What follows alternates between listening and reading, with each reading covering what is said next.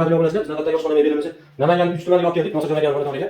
Obunachimiz ishlarimizni ko'rib borib, mana zakaz qilganda xonadonni kelib o'lchab, mana oshxonasini chiroyli olib kelib so'rab olib bitkizdik. Bu oshxona mebelimiz razmeri narxiga aytib o'tamiz. Yigirma yuzdan ko'ylab olsa, chiqarib olayotgan ishlarimizni birinchilardan bo'lib ko'rib borasizlar. Bu oshxona mebelimiz razmeri 360 sm ga tushdi, balandligi 220 bo'ldi.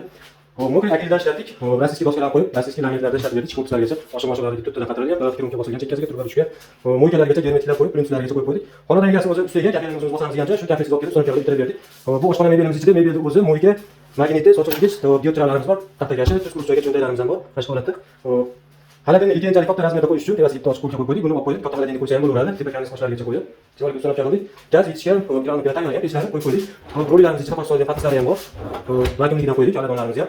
Eshik chekkasi xalaqit bermaslik uchun ozgina qismlar qilib, eshik ochilishiga qo'yib so'rab bitirdik. Mana shu holatda old fasad 100% akrilik bo'ldi, ichki korpus laminat bo'ldi. Mana shu holatda chiroyli so'rab bitirdik. Bu oshxona mebelimizni 1 kilometrda 2 million 500 ming so'mdan qilib berdik. Kafeli yo'qligi uchun kafeli 2 million 200 ming so'mdan aytayotgan shu oshxona mebelimizni o'shalarda 7 million so'mga so'rab olib kelib o'rnatdik.